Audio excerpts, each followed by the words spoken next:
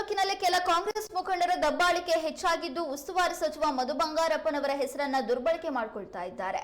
ತಾಲೂಕು ಆಡಳಿತ ಸಂಪೂರ್ಣ ವಿಫಲವಾಗಿದೆ. ಅಧಿಕಾರಿಗಳ ಮೇಲೆ ಒತ್ತಡ ಹಾಕ್ತಾ ಇರೋದ್ರಿಂದ ಅಕ್ರಮ ಕೆಲಸಗಳು ಅವ್ಯಾಹತವಾಗಿ ನಡೆದಿದ್ದು, ಕೆಲ ಮುಖಂಡರು ಸಂಬಂಧಿಗಳಿಗೆ ಸರ್ಕಾರಿ ಜಾಗವನ್ನ ಒತ್ತುವರಿ ಮಾಡಲು ಕುಮ್ಮಕ್ಕು ನೀಡ್ತಾ ಇದ್ದಾರೆ. ಈ ಹಿಂದೆ ಹೇಗೆ ಭೂ ಮಂಜೂರಾತಿಯಲ್ಲಿ ಅಕ್ರಮ ನಡೆದಿತ್ತು, ಅದೇ ಅಕ್ರಮ ಪುನಃ ನಡೀತಾ ಇದೆ ಎಂದು ಪತ್ರಿಕಾಗೋಷ್ಠಿಯಲ್ಲಿ ದಲಿತ ಸಂಘರ್ಷ ಸಮಿತಿಯ ಸಂಚಾಲಕರಾದ ಮಹೇಶ್ ಶಕುನವಳ್ಳಿ ಆರೋಪಿಸಿದರು. ಈ ದಿವಸ ಏನು ಈ ತಾಲೂಕಿನಲ್ಲಿ ಹೊಸದಾಗಿ ಸರ್ಕಾರ ಬಂದ ನಂತರದಲ್ಲಿ ತಾಲೂಕು ಆಡಳಿತ ಇರ್ಬೋದು ಮತ್ತು ಸಂಬಂಧಪಟ್ಟಂಥ ಇಲಾಖೆ ವ್ಯಾಪ್ತಿ ಎಲ್ಲ ಆಡಳಿತ ಬಹಳ ಕೆಲಸದಲ್ಲಿ ನಿಧಾನಗತಿ ಆಗ್ತಾಯಿದೆ. ಕಾರಣ ಎಂತಂದರೆ ಏನು ಈ ಜಿಲ್ಲೆಯ ಉಸ್ತುವಾರಿ ಮಂತ್ರಿಗಳಿರ್ತಕ್ಕಂಥ ಸನ್ಮಾನ್ಯ ಮಂತ್ರಿಗಳು ಈ ತಾಲೂಕಿನ ಶಾಸಕರಾಗಿರ್ತಕ್ಕಂಥ ಮಾನ್ಯ ಮಧು ಬಂಗಾರಪ್ಪ ಸಾಹೇಬ್ರವರ ಗಮನ ಕಮ್ಮಿ ಆಗಿದೆ ಅಂತ ನಮ್ಗೆ ಅನಿಸ್ತಾ ಇದೆ. ಯಾಕೆ ಅಂತಂದರೆ ಇಲ್ಲಿ ಏನು ಕಳೆದ ಅವಧಿಯಲ್ಲಿ ಶಾಸಕರಾಗಿದ್ದರು, ಆ ಸಂದರ್ಭದಲ್ಲಿ ಏನು ಮುಖಂಡರು ಅವ್ರ ಹೆಸರು ಹೇಳ್ಕೊಂಡು ಏನು ಭಾಳ ಭೂ ಮಂಜೂರಾತಿಯಲ್ಲಿ ಅಕ್ರಮಗಳನ್ನು ಮಾಡಿದರು, ಅದು ಮತ್ತೆ ಮುಂದುವರಿತಾ ಇದೆ. ಹಾಗಾಗಿ ನಾವು ಹೇಳೋದು ಇಷ್ಟೇ, ಮಾನ್ಯ ಜಿಲ್ಲೆಯ ಉಸ್ತುವಾರಿ ಮಂತ್ರಿಗಳಿಗೆ ದಯಮಾಡಿ ಏನು ತಮ್ಮ ಜೊತೆ ಕೆಲವು ಆತ್ಮೀಯ ಇರ್ತಕ್ಕಂಥ ಮುಖಂಡರಿದ್ದಾರೆ, ಅವರು ನಿಮ್ಮ ಹೆಸರು ಹೇಳ್ಕೊಂಡ್ಬಿಟ್ಟು ಅಕ್ರಮಗಳಿಗೆ ಇಲ್ಲಿ ಚಾಲನೆಯನ್ನು ನೀಡ್ತಾ ಇದ್ದಾರೆ. ಮತ್ತು ತಾಲೂಕು ಆಡಳಿತ ಸರಿಯಾಗಿ ಕೆಲಸ ಮಾಡ್ತಾ ಇಲ್ಲ. ಈ ತಹಸೀಲ್ದಾರ್ ಏನು ವರ್ಗಾವಣೆ ಆಗಿತ್ತು ಕಳೆದ ಸ್ವಲ್ಪ ದಿನ ಹಿಂದೆ, ಆವತ್ತು ಈ ತಾಲೂಕಿನ ಸುಮಾರು ಜನರು ಖುಷಿಪಟ್ಟಿದ್ರು. ಯಾಕೆ ಅಂತಂದರೆ ನಿಧಾನಗತಿಯಲ್ಲಿ ನಿದ್ದೆ ಮಾಡುವಂಥ ತಹಸೀಲ್ದಾರು ಈ ತಾಲೂಕಿನಿಂದ ವರ್ಗಾವಣೆ ಆದಂಥ ಒಂದು ಖುಷಿ ಇತ್ತು. ಆದರೆ ಮತ್ತೆ ಅವನು ಸ್ವಲ್ಪ ದಿನ ಎಲೆಕ್ಷನ್ ಆಗುವವರೆಗೆ ಮುಂದುವರಿಸೋದು ಭಾಳ ಬೇಸರ ಸಂಗತಿಯಾಗಿದೆ. ಯಾಕೆಂದರೆ ಇವರು ಯಾವುದೇ ಕೆಲಸಗಳನ್ನು ಮಾಡ್ತಾ ಇಲ್ಲ, ಸುಮ್ಮನೆ ಕಾರಣಗಳನ್ನು ಹೇಳ್ತಾ ಸಬೂಬನ್ನು ಹೇಳ್ತಾ ರೈತರನ್ನು ಕಚೇರಿಗೆ ಅಲೆದಾಡಿಸುವಂಥ ಕೆಲಸ ಆಗ್ತಾ ಇದೆ. ಹಾಗಾಗಿ ಮೊದಲು ಈ ತಹಸೀಲ್ದಾರನ್ನ ಇಲ್ಲಿಂದ ರಿಲೀವ್ ಮಾಡಬೇಕು ಅಂತೇಳಿ ಒಂದು ಕೇಳ್ಕೊಳ್ತಾ ಇದ್ದೇವೆ. ನಂತರದಲ್ಲಿ ಏನು ನಾವು ಮುಖಂಡರ ಮೇಲೆ ಇವತ್ತು ಆರೋಪ ಮಾಡ್ತಾ ಇದ್ದೇವೆ, ಕೆಲವು ಮುಖಂಡರು ಕಾಂಗ್ರೆಸ್ಸಿನ ಕೆಲವು ಮುಖಂಡರು ಏನು ಮಾನ್ಯ ಸಚಿವರ ಹೆಸರು ಹೇಳ್ಕೊಂಬಿಟ್ಟು ಇದು ಸಾಹೇಬ್ರ ಇಂಟ್ರೆಸ್ಟೆಡ್ಡು, ಇದು ಸಾಹೇಬ್ರ ಗಮನದಲ್ಲಿದೆ, ಸಾಹೇಬ್ರು ನಂಗೆ ಜವಾಬ್ದಾರಿ ಕೊಟ್ಟಿದ್ದಾರೆ ಅಂತೇಳಿ ಕೆಲವು ಅಕ್ರಮಗಳಿಗೆ ಅಧಿಕಾರಿಗಳಿಗೆ ಒತ್ತಡವನ್ನು ಹಾಕುವಂಥ ಕೆಲಸ ನಡೀತಾ ಇದೆ. ಹಾಗಾಗಿ ಮತ್ತೊಮ್ಮೆ ನಾವು ಹೇಳ್ತಾ ಇದ್ದೇವೆ, ಇದು ಸರಿಯಾದ ಕ್ರಮ ಅಲ್ಲ. ಇದರಿಂದ ಏನು ಮುಂಬರುವಂಥ ಏನು ನಡೀತಾ ಇದೆ ಈಗ ಲೋಕಸಭಾ ಎಲೆಕ್ಷನ್ನು, ಇದಕ್ಕೆ ನಿಮಗೆ ಹೊಡ್ತಾ ಬೀಳುತ್ತೆ. ಹಾಗಾಗಿ ಅವ್ರಿಗೆಲ್ರಿಗೂ ನೀವು ಕಿವಿ ಮಾತು ಹೇಳಬೇಕು ಅಂತೇಳಿ ಕೇಳ್ಕೊಳ್ತಾ ಇದ್ದೀವಿ.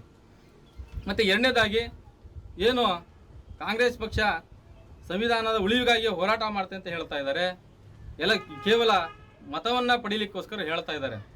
ಏನು ನಾವು ವಿರೋಧ ಮಾಡ್ತಾ ಇದ್ದೀವಿ, ಇವತ್ತು BJP ಸಿದ್ಧಾಂತಗಳನ್ನು BJP ಪಕ್ಷವನ್ನು ವಿರೋಧ ಮಾಡ್ತಾ ಇದ್ದೀವಿ. ಆದರೆ ಇಲ್ಲಿ ನಾವು ಕಾಂಗ್ರೆಸ್ಸಿನ ಮುಖಂಡರ ಪಕ್ಷದವರು ಎಲ್ಲ ಟೋಟಲಾಗಿ ಹೇಳ್ತಾ ಇರೋದು ಇಷ್ಟೇ, ನಾವು ಸಂವಿಧಾನದ ಉಳಿವಿಗಾಗಿ ಅಂತ ಹೇಳ್ತಾರೆ.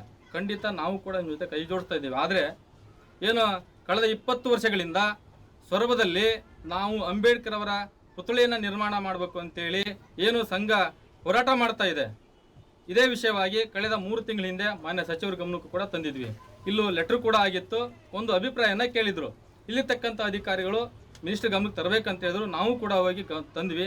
ಅವರು ಒಬ್ಬ ಈ ತಾಲೂಕಿನ ಜವಾಬ್ದಾರಿ ಇರ್ತಕ್ಕಂಥ ಏನು ಕಾಂಗ್ರೆಸ್ ಮುಖಂಡರಿಗೆ ಹಾಕೊಟ್ರು ಮಿನಿಸ್ಟ್ರು, ಅವರು ಅದನ್ನು ವರದಿ ಒಪ್ಪಿಸಲಿ ವಿಫಲ ಆಗಿರಬೇಕು ಅಂತ ನಾವು ಅನ್ಕೊಂಡಿದ್ದೀವಿ. ಇಲ್ಲಿ ಸುಮ್ಮನೆ ಬಾಯಿ ಮಾತಿಗೆ ಏನು ಮತವನ್ನು ಪಡಿಲಿಕ್ಕೋಸ್ಕರ ಏನು ಚುನಾವಣೆ ಸಂದರ್ಭದಲ್ಲಿ ನಮ್ಮನ್ನು ಇವರು ಬಳಸ್ಕೊಳ್ತಾ ಇದ್ದಾರೆ ವಿನಃ ಯಾವುದೇ ಕಾರಣಕ್ಕೂ ಕೆಲಸಗಳನ್ನು ಮಾಡ್ತಾ ಇಲ್ಲ. ಇದು ಸರಿಯಾದ ಕ್ರಮ ಅಲ್ಲ. ಹಾಗಾಗಿ ಏನು ಕರ್ನಾಟಕದಲ್ಲಿ ಸಂಘರ್ಷ ಸಮಿತಿ ಇದೆ, ಏನು ನಮ್ಮ ಟೋಟಲ್ ಆಗಿ ಇಡೀ ತಾಲೂಕಿನಾದ್ಯಂತ ನಮ್ಮ ಕಾರ್ಯಕರ್ತರು ಈ ಚುನಾವಣೆಯ ಮತದಾನವನ್ನು ಬಹಿಷ್ಕಾರ ಮಾಡ್ತೀವಿ ಅನ್ನುವಂಥ ಮಾತನ್ನು ಈ ಸಂದರ್ಭದಲ್ಲಿ ಹೇಳಲಿಕ್ಕೆ ಇಷ್ಟಪಡ್ತಾ ಇದ್ದೀವಿ. ಹಾಗೇನೆ ಏನು ನಾವು ಕೆಲವು ಮುಖಂಡರು ಅಂತ ಹೇಳಿದ್ವಿ, ಒಂದಿಬ್ಬರು ಹೆಸರು ಹೇಳಲಿಕ್ಕೂ ಕೂಡ ಇಷ್ಟಪಡ್ತಾ ಇದ್ದೀವಿ.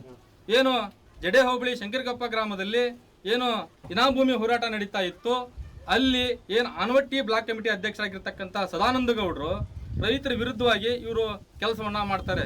ನಾವು RI ಅವರ ಮುಂಭಾಗದಲ್ಲಿ ಇದ್ದಾಗಲೇ ಇವರು RIಗೆ ಫೋನ್ ಮಾಡುವಂಥ ಕೆಲಸ ಮಾಡಿದ್ರು, ನೀವು ಯಾವುದೇ ಕಾರಣಕ್ಕೂ ಮಾಜಾರ್ ಮಾಡಬಾರ್ದು ಅಂತೇಳಿ.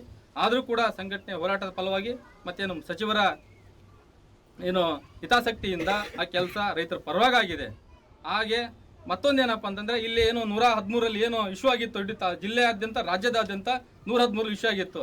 ಆದರೆ ಏನಲ್ಲಿ ಇರ್ತಕ್ಕಂಥ ಈ ಕೆಲವು ಏನು ಖಾಲಿ ಭೂಮಿ ಇತ್ತು, ಅದರಲ್ಲಿ ಈಗ ಕೆಲವು ಮುಖಂಡರು ಅವರ ಸಂಬಂಧಿಕರನ್ನ ತಂದು ಒತ್ತುವರಿ ಮಾಡುವಂಥ ಕೆಲಸ ನಡೀತಾ ಇದೆ ಸೊರಬದಲ್ಲಿ. ದಯಮಾಡಿ ಇದು ನಿಲ್ಲಬೇಕು.